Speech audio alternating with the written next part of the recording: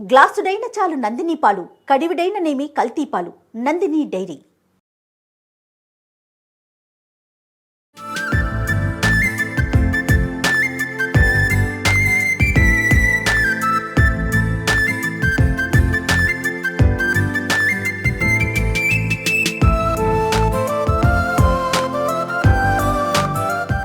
రమగారు, సంక్రాంతి పండుగ శుభాకాంక్షలు.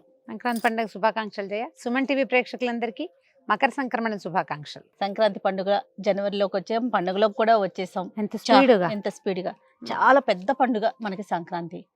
ఎలా అంటే అంటే మన ఇంట్లో మనమే పూజ చేసుకోవటం కాదు, లేదా మనమే ఏదో వండేసుకొని తినేయటం కాదు. మొత్తం చుట్టాలంతా కూడా చేరి అందరం కలిసికట్టుగా జరుపుకునే పండుగల్లో సంక్రాంతి ఒకటి కదా రమగారు. గొబ్బెమ్మల దగ్గర నుంచి, ఉదయం ముగ్గు వేసే దగ్గర నుంచి అందరం కలిసి సామూహికంగా ఎవరి గుమ్మంలో వాళ్ళు వేసుకుంటాం. అయినా కూడా సామూహికంగా ఒకరితో ఒకరు మాట్లాడుకుంటూ ముందుకు తీసుకెళ్లే ప్రయాణం కదా ఇది. సంక్రాంతి విశిష్టత ఒక్కసారి. ప్రతి నెల ఒక సంక్రమణం వస్తుంది మనకి. అవును, ప్రతి నెల సంక్రాంతి వస్తుంది. ఈ రవి సంక్రాంతులని సాధారణంగా లెక్క పెట్టాం. కాకపోతే పురాతన కాలం నుంచి రైతులకి సంక్రమణాలు లెక్క.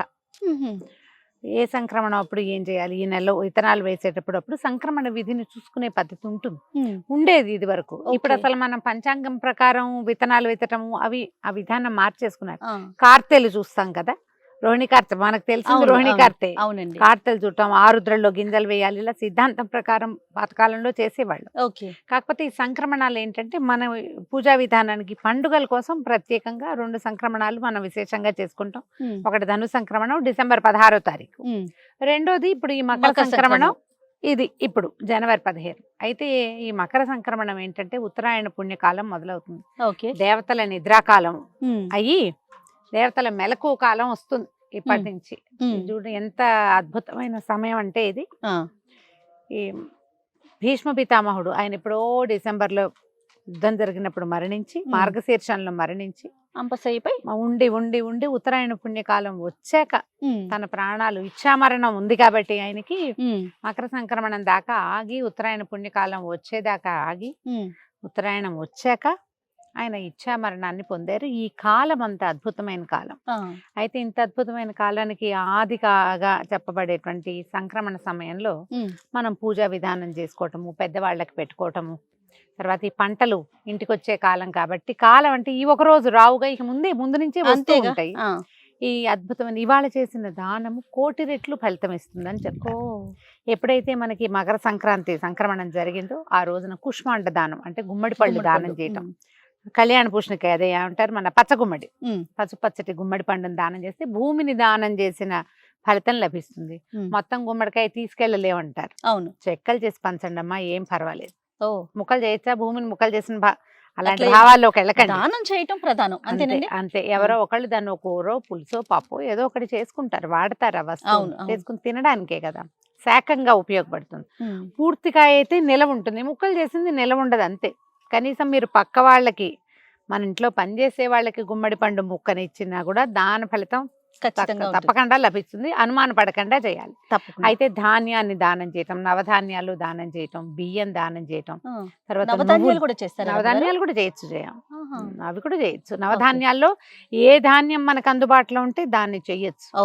ఇప్పుడు ఏంటంటే అన్ని ఇంచుమించు పత్తి, మిరప అవన్నీ కూడా వచ్చే కాలం కదా. కంబళ్ళు, దుప్పట్ల లాంటివి ఇవ్వటము, తర్వాత పెద్దవాళ్ళకి పెట్టడం అంటే తాత తండ్రుల పేర్లు చెప్పుకొని ఇళ్లలో విధానంగా చక్కగా ఆకులు పరిచి అన్ని రకాల ఆహార పదార్థాలు చేసి ఆకులు నింపి పెద్దవాళ్ళకి చూపించి బట్టలు పెట్టి దాన్ని ఎవరికైనా ఇచ్చే విధానం ప్రాంతాల్లో కనపడుతుంది. తర్పణాలు విడిచే విధానం బ్రాహ్మణులు అంటే జంధ్యం యజ్ఞపూయితం ఉన్న వాళ్ళు తర్పణం విడిచే విధానం. తర్పణం విడవటము మంచిదే. ఒకవేళ ఇంత చేయలేం మనం అంత పెద్దవాళ్ళ పేరుతోటి, అదంతా కుదరదు. కానీ మనకి ఏదైనా చెయ్యాలంటే ఈ రోజున ఎలాంటి దానమైనా మీరు పెద్దవాళ్ళ పేరుతోటి చేసుకోవచ్చు. ఎందుకంటే ప్రధానంగా పెట్టుకోవాలి. అత్యద్భుతమైన కాలం, మంచి సమయం కాబట్టి. కాకపోతే ఈ ఉత్తరాయణం ఎప్పుడైతే వస్తుందో మకర సంక్రమణ నాడు తలంట్లు నిషిద్ధం. సంక్రమణం రోజున తలంటి పోసుకోకూడదు. ఇదే కాదు, నెలలో ప్రతి రవి సంక్రాంతి జరుగుతుంది. ఇంచుమించు 15-16 తారీఖుల్లో క్యాలెండర్ చూడడం అలవాటు చేసుకోవాలి జయ. నేను ఎప్పుడు అది చెప్పాలి, ఎప్పటికప్పుడు చెప్తాను నేను. క్యాలెండర్ చూడండి, క్యాలెండర్ చూస్తే మనకి ఏకాదశి తెలుస్తాయి, సంక్రమణాలు తెలుస్తాయి, ఏ రోజు ఏది విధి అనేది మనకు ఒకటి క్లియర్ పిక్చర్ ఉంటుంది కదా. సంక్రమణం రోజు తలస్నానం చేయకూడదు. చేయకూడదని చెప్తారు ఖచ్చితంగా. అదేలేండి. ఎందుకంటే అది పితరుల కాలంగా చెప్పబడుతుంది. మిగిలిన సంక్రాంతులు ఎట్లా ఉన్నా ఈ ఒక సంక్రాంతికి మనం భోగినాడు తలంటి పోసుకుని ఉంటాం కదా, ఎట్లా భోగినాడు తలస్నానం చేస్తాం కాబట్టి ఒకవేళ ఏదైనా చేయదలుచుకుంటే ఒట్టి వాటర్ వాష్ తెప్పిస్తే నెత్తి మీద నూనె పెట్టుకోవటం లాంటివి చేయకూడదు.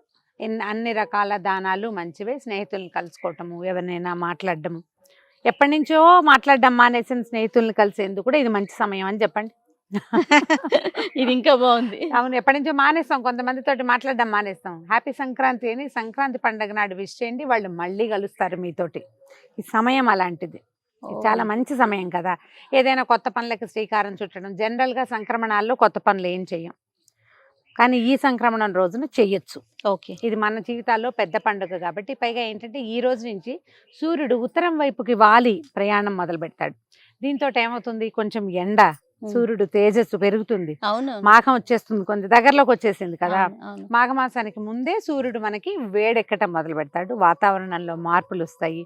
జీవితంలో మార్పు తెచ్చుకునేందుకు కూడా ఇదొక రోజుగా ఆలోచించుకుని మనం పండగని ముందుకు తీసుకెళ్ళాలి. అందుకే కదా రమ్మగారు అంటారు, కష్ట సుఖాలు వస్తే వెళ్ళిపోతాయి, అదే వాతావరణం చూడండి మనం ఆపగలుగుతాము, దాని పని అది చేసుకుంటూ ఏదో కష్టం వచ్చిందని అలాగే దిగులు పడుతూ కూర్చుంటాం. మనం కూర్చుంటాం కానీ రోజు కూర్చోదే, అది రోజు కూర్చోదు. సూర్యుడు చంద్రుడు కూర్చోరు, వాళ్ళ దారిని వాళ్ళు తిరుగుతుంటారు. 6 నెలలు దక్షిణం వైపు ప్రయాణం చేసిన సూర్యుడు ఈ రోజు నుంచి ఉత్తరం వైపుకి ప్రయాణం చేయటం మొదలు దిశ మార్చుకుంటాడు, పక్కకి వాలడం మొదలు పెడతాడు. ఒకే రోజున వాలడు అని మొదలు పెడతాడు. కాబట్టి ఇది దేవతల తాలూకు మెలకువ సమయంగా చెప్తారు. వాళ్ళ హాయిగా మెలకు వస్తుంది. ఇప్పుడు ఇంక నుంచి మన విధానం మారుతుంది అనమాట. మొన్నటి దాకా బోల్డ్ అని పూజలు చేసాం మనం. అవును, ఇక్కడ నుంచి మన విధానం మారుతుంది. అలాగే జీవన విధానాన్ని మార్చుకునేందుకు కూడా ఇదొక ప్రత్యేకమైన రోజుగా తీసుకోవాలి ఎవరైనా కూడా. అంటే మనం పండగకి బొమ్మలు పెట్టుకుంటాము, తర్వాత బొమ్మల పండుగ చేస్తాం, భోగి పళ్ళు పోసుంటారు నిన్నటి రోజున. ఈ బొమ్మలు పెడతాం కదా. ఈ రోజు దీంట్లో ఏంటంటే మనం గుమ్మడి పళ్ళు, దోస పళ్ళు లాంటివి కూడా బొమ్మల్లో పెట్టచ్చు. దోస పళ్ళు కూడా ఇవ్వచ్చు దానంగా దోసపళ్ళు కూడా ఇవ్వచ్చు. దోసపండు కూడా మంచిదే ఇవ్వటం, అవి కూడా ఇవ్వచ్చు. చక్కగా పూజలు చేసుకోవచ్చు, హాయిగా పండగ చేసుకోవటం, అందరినీ పిలవటం, తర్వాత పిండి వంటలు చేయటం. ఈ సంక్రాంతి పండుగ అనగానే మనం అరిసెలు చేస్తాం. అరిసెలే ఊళ్ళల్లో కనపడతాయి. చక్కగా నిన్నటి దాకా చేయకపోతే ఈ రోజు అరిసెలు చేసుకోవచ్చు. ఈ అరిసె అనే పాకం ఏంటంటే ఆ నిలవ ఉంటుంది. మనకి ఇంత నిలవ ఉండే వస్తువు ఇంకొకటి ఉండదు అసలు. పాకం కూడా మనం నిలవ పెట్టుకోవచ్చు. అరిసె చేసే కాదు, పాకాన్ని కూడా నిలవ పెట్టుకోవచ్చు. ఈ అరిసె బియ్య పిండి, నూనె, వాటితోటి బెల్లం తోటి కలిపి చేసే ఈ పదార్థాన్ని పంచుకుని తినటం మంచిది. పండగని హాయిగా సరదాగా నవ్వుతూ ముందుకు తీసుకెళ్ళటమే. మీరు ఎలా చేసుకునేవారు రమ్మగారు చిన్నప్పుడు? బొమ్మలు పెట్టేవాళ్ళం చేయము. ఇంట్లో బొమ్మల కొలువు పెట్టుకునేవారు. బొమ్మల కొలువు భోగి పండుగ రోజు పొద్దున్నే తెల్లవారేసరికి మేము భోగి మంట దగ్గరికి వెళ్ళామా, వెళ్ళి తిరిగి వచ్చి స్నానాలు చేసేసరికి మా నాన్నగారు, అన్నయ్య నాన్న ఉన్నప్పుడు నాన్న చేసేవారు. తర్వాత అన్నయ్య అన్ని చెక్కలేయటం, ఏర్పాటు చేయటం, చాందనీలు కట్టడం. మేము పైనుంచి బొమ్మలు ముందు రోజు దించేవాళ్ళం. అన్ని శుభ్రంగా దుడటం, బొమ్మలు పెట్టడం, గౌరీదేవిని పెట్టడం. సంక్రాంతి రోజున మేము పేరెంటం పిలుచుకునేవాళ్ళం. ఈ సంక్రాంతి నాడు పేరెంటమే ఎక్కువ విశేషం. ఎందుకంటే సంక్రమణం అప్పుడు మనం ఏం చేయాలంటే ఈ తూర్పాంధ్ర, ఉత్తరాంధ్ర ఆ వైపు వాళ్ళు ఏం చేస్తారు, దారపోసుకోవటం అంటారు. పసుపు, కుంకుమ, ఖర్జూరాలు అవన్నీ పళ్ళెంలో ఇట్లా రాసులు పోసి ఇస్తారు పేరెంటాళ్ళకి. మన వైపు అంత కొంచెం తక్కువ ఉంటుంది. ఇటువైపు ఏం చేస్తామంటే అలా కాదు, ఒట్టిగా పసుపు బొట్టు ఇచ్చి శనగలు అవి తాంబూలం ఆ శనగలు, అరటిపళ్ళు, ఇంకేమైనా పళ్ళు గిళ్ళు ఉంటే అవి. ఒకవేళ గుమ్మడి పళ్ళు బాగా విస్తారంగా కాస్తే ఒక్కో సంవత్సరం మాకు తెక్కాసేవి గుమ్మడికాయలు. ఆ గుమ్మడికాయలు కూడా ఇచ్చేవాళ్ళం. కొబ్బరికాయలు ఇచ్చేవాళ్ళం తాంబూలంలో, అది తక్కువ. కొబ్బరికాయలు బాగా, అరటిపళ్ళు అవి ఇచ్చేవాళ్ళము. తర్వాత ఈ పేరెంటం చాలా ఇంపార్టెంట్. చక్కెర పొంగల్ ఒకటి బాగా చేసుకునేవాళ్ళం ఆ రోజు. సంక్రాంతి పండుగ రోజున చక్కెర పొంగలే విశేషం. ఈసారి మనం కూడా స్టూడియోలో చక్కెర పొంగల్ చేద్దామా? ఖచ్చితంగా చేద్దాం. చక్కెర పొంగల్ చేసుకోవటం విశేషంగా కనపడుతుంది. భోగినాడే ఇంచుమించుగా మనకు గోదా కళ్యాణం జరిగిపోతుంది. సంక్రాంతి పండుగ మన ఇంట్లోనే తాతగారు వాళ్ళు ఉన్నప్పుడు తర్పణాలు విడవటం కూడా ఉండేది. ఇది వరకట బాగా చిన్నతనంలో, అంటే నా చిన్నప్పుడు కాదనుకుంటున్నాను నేను, నాకు ఊహ తెలిసాక నేను చూడలా. ఇంచుమించు పెద్దవాళ్ళకి పెట్టేవంటే తద్దినపు భోజనం రోజున తిథి నాడు ఎలా వండుతారో అలాగే వండేవాళ్ళట పాతకాలంలో. తర్వాత ఈ పండగని చక్కెర పొంగళ్ళు చేసుకోవటం, అల్లుళ్ళు రావటం, వాటితోటి అది పద్ధతి మార్చుకున్నాం. కానీ పూర్వము ఈ రోజున ఏంటంటే ఇది విశేషమైన సంక్రమణం కదా, అందుకని తర్పణాలు విడిచి పెద్దవాళ్ళకి పెట్టే భోజనాలు 4 కూరలు, 4 పచ్చళ్ళు అట్లా చేసేవాళ్ళు. పెసరపప్పు వండటము ఆ విధానం కనపడేదట మొదటి కాలంలో.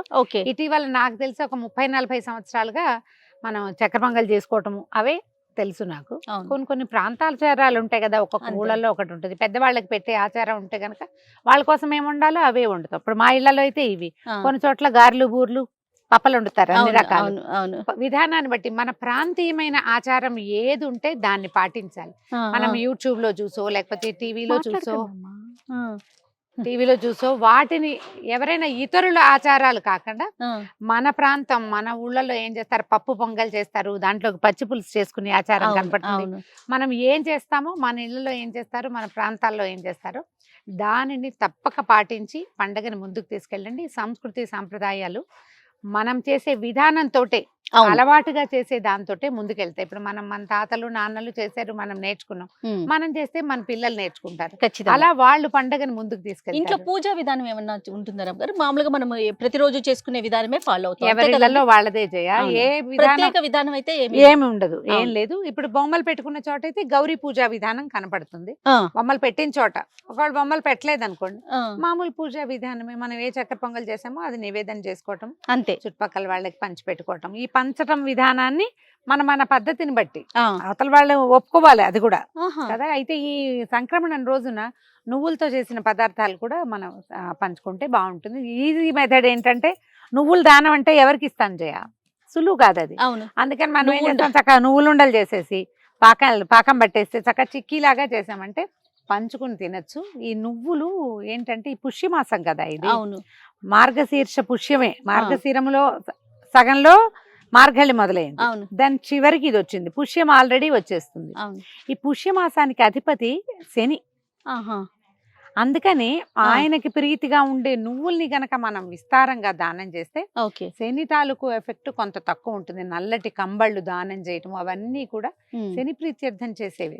ఓకే. ఇప్పుడు మనం సాధారణంగా చేసే దానం కూడా మన గ్రహస్థితిని బాగు చేస్తుందంటే ఎందుకు చేయకూడదు మనం అది ఖచ్చితంగా చేయాలి కదా. ఇప్పుడు దానికి విధానం ఒకర్లా మా ఊళ్ళో అవును. చేయరండి అని అనాల్సిన పని లేదు. అవును. మీ ఊళ్ళో చేసేవి ఏం చేయాలి, మన ఇంట్లో వండుకునే వంటలు, మన పూజా విధానము, ఉమ్, ప్రాంతీయ ఆచారాలు అవైతే దాన ప్రక్రియ ఏ ప్రాంతంలో చేసేదైనా ఈ కాలానికి అనుగుణమైంది ఎవరు చెప్పినా చేయొచ్చు.